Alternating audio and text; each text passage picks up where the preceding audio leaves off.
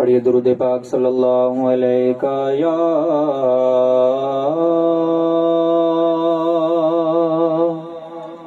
रसूल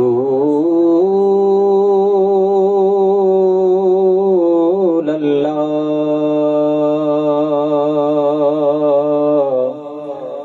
वसल्लम अलैका या हबीब अल्लाह। मिटो नालो मोहम्मद जो वठण सां दिल ठरी थी पे,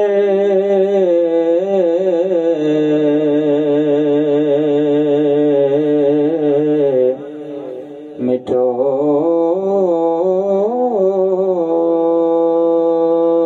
नालो मोहम्मद जो वठण सां दिल ठरी थी पे,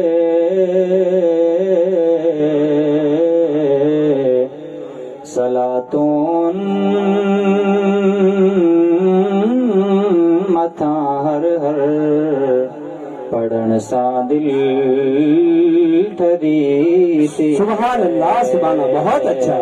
अरे वाह कारी साहब। मदीने मुल्क मिठड़े के नारे तकबीर, नारे रिसालत, हज़रत अल्लामा मौलाना अब्दुल मुस्तफा साहब सहरवर्दी। सुभान अल्लाह, सुभान अल्लाह, बहुत वेलकम हज़रत का। मदीने मुल्क मिठड़े के घूमी जे के सजण आया,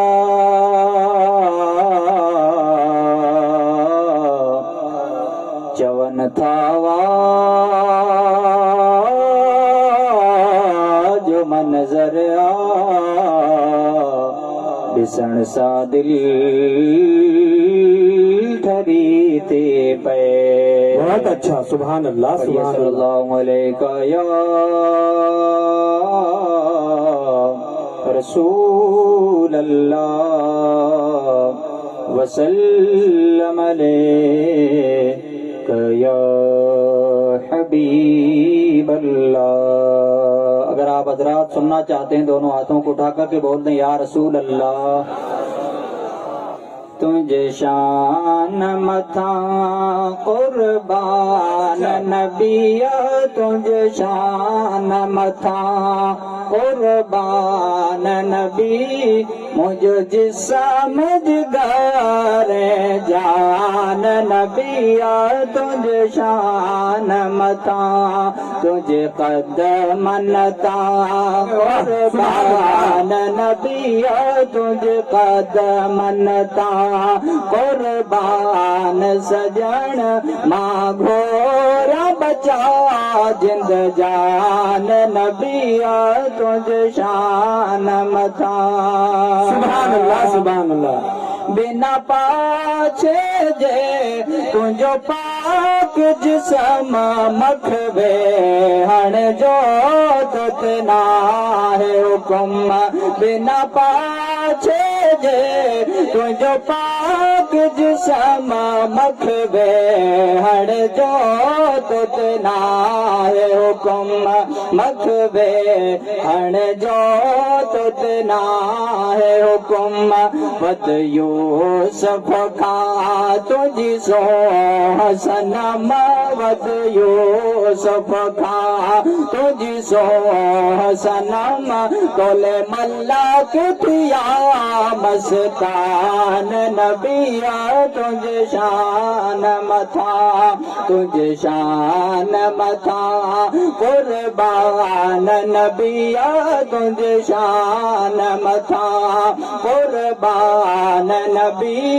मां घोया बचा जिंद जान नबिया, तुझे शान मथा। सुभान अल्लाह, सुभान अल्लाह। अरे वाह, मेरा राज तो थे जिसमानी तो तो से रे नबिया सुबहाने क्यों मेरा जुत पे जिस्मान क्यों तो से रे नबिया सुबहाने क्यों तो से रे मिठा सुबहाने क्यों लोला कलमा तुझो लोला कलमा लकपतियो लोला कलमा तुझो लकपतियो लोला कलमा सुभान अल्लाह तो लाए जुड़ो ही जहान नबिया तुझ शान मथा अल्लाहु अकबर नारे रिसालत शान मुस्तफा अजमत मुस्तफा सुभान अल्लाह सुभान अल्लाह लाए जुड़ो तो लाए जुड़ो ही जहान नबिया तुझ शान मता महबूब खुदा तो आए अजब तो शान खुदा जो आए कुरब तो शान खुदा जो आए कुरब लोला कलमा मिठा तो है जो लकब लोला कलमा लोला कलमा लोला कलमा लोला कलमा सुना तो है जो लकब तोले हुरा क्यों हैरान नबिया तुझ शान मथा तुझ शान मथा कुर्बान नबिया मुझा सोहेना नबिया तो जान फिदा मन ठार नबिया तो जान फिदा दिलदार नबिया तो जान फिदा गम खार नबिया तो जान फिदा लजपाल नबिया तो जान फिदा तुझो आशिक थो आहे पाण खुदा असांजन सुभान अल्लाह सुभान ए असांजा नबिया तो जान फिदा मुझा सोहेड़ा नबिया तो जान फिदा तुझो आशिक थो आहे पाण खुदा असांजा नबी सुभान अल्लाह नारे तकबीर नारे रिसालत अजमत मुस्तफा सुभान अल्लाह बहुत अच्छा। आइए मनकबत के चंद अशार सरकार बहाउद्दीन जकरिया मुल्तानी रहमतुल्लाह ताला अलैहि की शान में नारे तकबीर नारे रिसालत नायब शेर राजस्थान अल्लामा मौलाना मोहम्मद अयूब साहब अशरफी सुभान अल्लाह बहुत अच्छा अल्हम्दुलिल्लाह। और उलमाए किराम का जम गफीर है। आप हजरात बराए मेहरबानी वहाँ खड़े न रहें, इस पिंडाल को पुर करें, क्योंकि हमारे जो खतीब है उनको सुनाने में लुत्फ तभी आएगा जब आप हजरात सामने होंगे। हाँ, जो खड़े हैं वो बैठ जाएं, जो उधर सामने खड़े हैं उनसे मुअद्दिबाना अर्ज है कि वो जल्द अज जल्द इस पिंडाल को पुर करें, ताकि यहाँ नाते नबी सल्लल्लाहु अलैहि वसल्लम गुनगुनाई जा रही है। मैंने हजरत से कहा था कि हमें मदीना लेकर के चलें। अल्हम्दुलिल्लाह जो दिल जमाई के साथ हाजिर थे तो वो वाकई मदीना पहुंच गए। आप वहाँ खड़े खड़े न रहें, यहाँ तशरीफ लाएं। हाँ हाफिज साहब। आयो जे गौस जा पांधी हणो मुझे गौस जा नारा। आयो जे गौस जा पांधी हणो मुझे गौस जा नारा। वंजा मुल्तान ता सदके, वंजा मुल्तान ता सदके रहन जाते खुदा वारा, रहन जाते खुदा वारा। आयो जे गौस जा पांधी अदा दरबार गौसिया में आहिन कुरान जो लो। अदा दरबार गौसिया में आहिन कुरान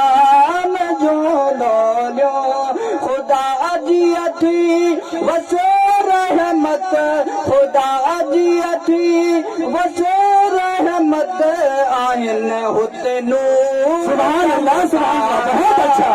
हिन होते नूर चमका रायो जे गौस जा पांधी खड़ो मुझे गौस जा नारा आयो जे गौस जा पांधी सुभान अल्लाह, सुभान अल्लाह। आई जे के जमात हित वया बिल्कुल सफा बख्श जी आई जागे के जमात हित वया बिल्कुल सफा बख्श जी खने हथड़ा जदे मुर्शिद खने हथड़ा जदे मुर्शिद चाहो आमीन लख बारा चाहो आमीन लख बारा आयो जे गौस जा पांधी हणो मुंहिंजे गौस जा नारा आयो जे गौस जा पांधी सुभान अल्लाह, सुभान अल्लाह, बहुत अच्छा। रोज़ो ठरे पई दिल सुणे नूरी हुज़ूरी जो ॾिसी रोज़ो ठरे पई दिल सुणे नूरी हुज़ूरी जो ॾिसी महबूब मुर्शिद खे ॾिसी महबूब मुर्शिद खे छणन था दो गुलकारा छणन था दो गुलकारा आयो जे गौस जा पांधी हणो मुंहिंजे गौस जा नारा वञा मुल्तान का सदके रहन जाते खुदा वारा आयो जे गौस जा पांधी सुभान अल्लाह, सुभान अल्लाह। अबासियास दिल जिया कंदो पूरी ओ मिठो मुर्शिद अबासी आस दिल जिया कंदो पूरी मिठो मुर्शिद बचल जे पेश क्या हिन ॿुधन मन बोल बाजारा आयो जे गौस जा पांधी हणो मुंहिंजे गौस जा नारा है आयो मुंहिंजे गौस जा Pandhi.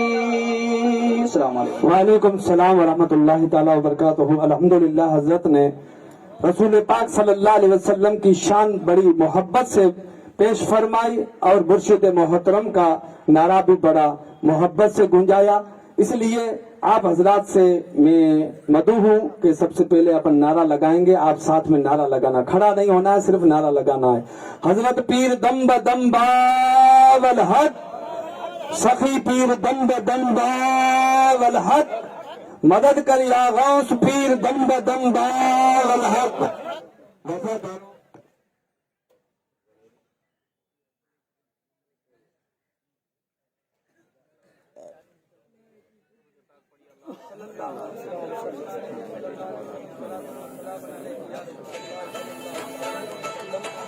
Your best friend is called. Please pick up the phone. वाला महीना 11वीं शरीफ वाला मुकद्दस महीना था, जिस महीने के अंदर बिलखुसूस अपने इलाके में शेर हिंदुस्तान मुफ्ती आजम राजस्थान